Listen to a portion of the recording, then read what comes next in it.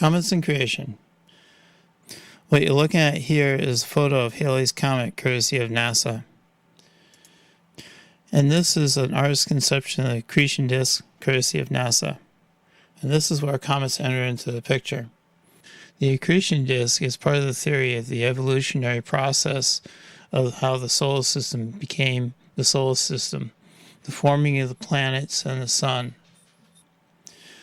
The hot gases swirled around the center, and the center became the sun, and other gases and things started sticking together, which is what accretion means. The problem with it is that you don't get anything bigger than a baseball. After that, everything starts pounding itself apart. What we're going to talk about is that the early Earth was a hot Earth, and this is part of the theory. The problem with the theory is that water boils at 212 degrees, and the hot Earth was hot enough to melt everything because it started from a molting ball of hot gases. So we're looking at the temperatures of different metals and what they melt at. The lowest being about tin, which is 449 degrees Fahrenheit, and the highest being iron, which is 2,800 degrees. Water boils at 212 degrees. Most of these probes have investigated comets or flybys. In recent years, we have 3 probes that we can consider. The first one to consider is the Stardust mission, which flew into Wild 2's comet tail. I know it says Wild 2, but this is in English, so it's pronounced Wild 2.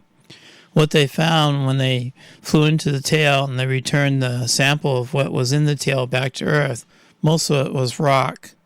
There was very little water in it. Matter of fact, there was no water in it when it came back to Earth at all.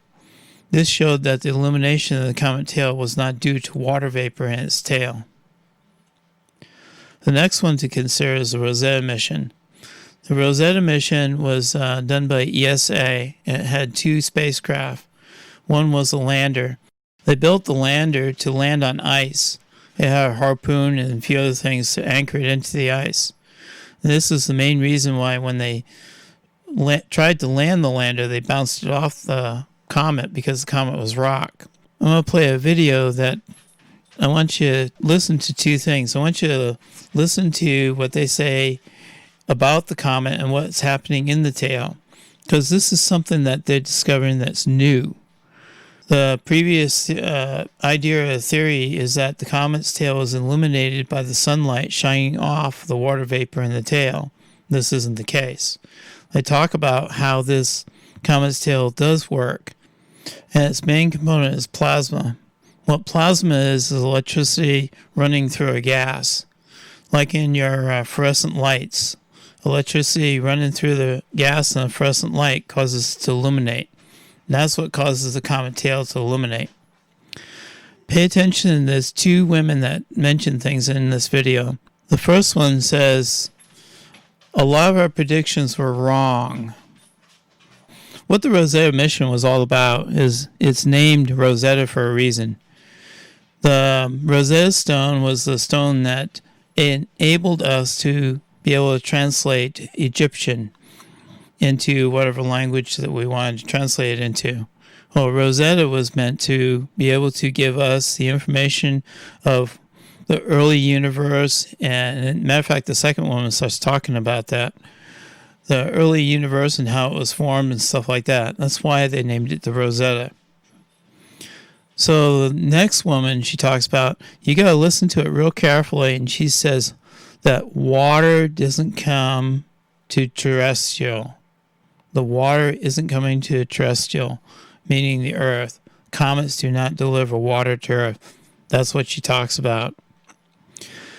Halfway through the mission, they were still talking about the comet being a dirty snowball, even to the extent that they had a big snowball sitting next to one of the people that was talking. So, okay, I'm going to play the video and see what you think of it.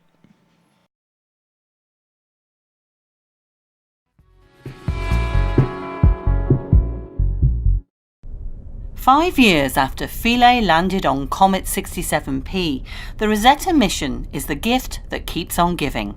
Scientists are still analysing data from its instruments and delivering data to an archive as a resource for the future. This includes data on Comet 67P's diverse landscape, coma and plasma, the ionised gas coming off the comet.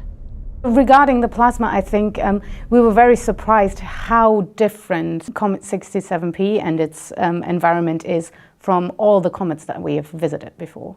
So basically what we are looking at with the plasma is an interaction between the solar wind, which is a magnetic field and charged particles, and the charged particles that are developing around the comet, right? So you start off with a neutral gas and you ionize it, and these particles interact with the solar wind. From our previous experiences, the number of particles was very high. But with Rosetta, it actually wasn't. So I think the biggest surprise was that basically a lot of our predictions were wrong. But this is good because then the data tells us, okay, maybe you're missing something. You missed including this process in your models. And now we've had the time to actually include these processes in our models and improve our science that we get out of it. And I think that was the most fun part as well about doing the science with Rosetta.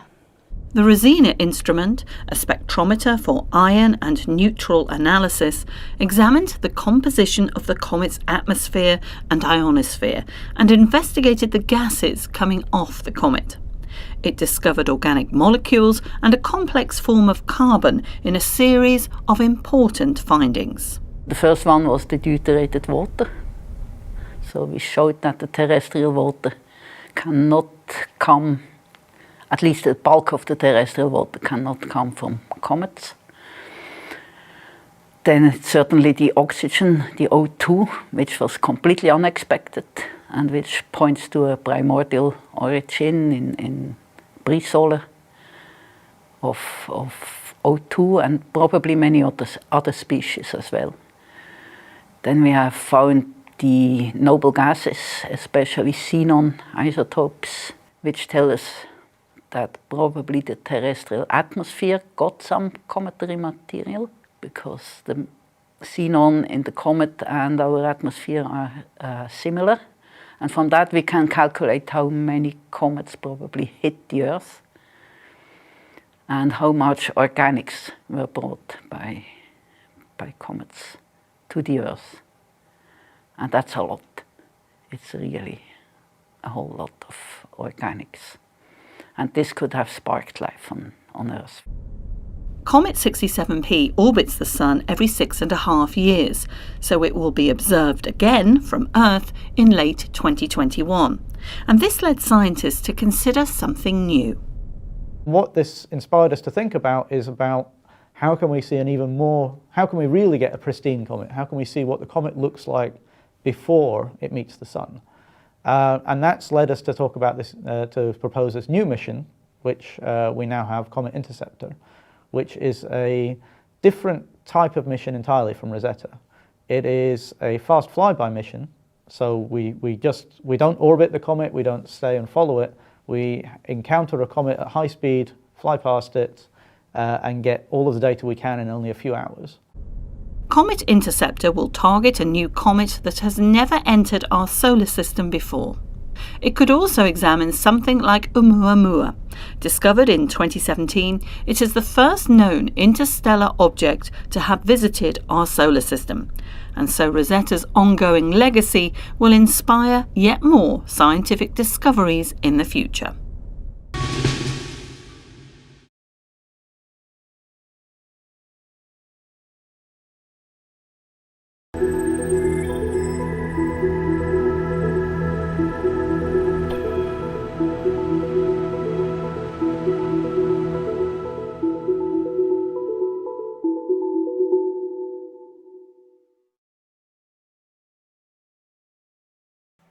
The next one to consider is called Deep Impact.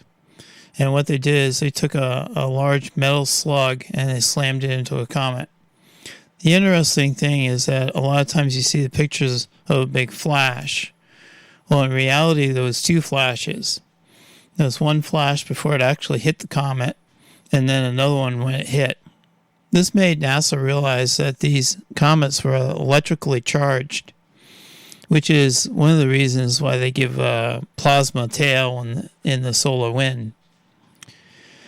It kind of woke them up to the idea that when you land on an object in space, that you can have an electrical discharge. That was the first flash. This presence of electricity is what gives the comet tail its brightness when it flies close to the sun. What it means to us is that there's no evidence of any kind of dirty snowball involved, that the pictures that they brought back in the Rosetta mission were of rock. The Stardust mission showed that there was no evidence of any kind of water that was responsible for making the tail in the comet. In the past, comets, the dirty snowball, was held up as evidence of a way of getting water back on the planet and supporting the evolutionary process of the solar system. The interesting thing is that when we find out what is really going on, it doesn't prove evolution, but it proves creation. The dirty snowball doesn't exist, does not support evolution, but supports creation.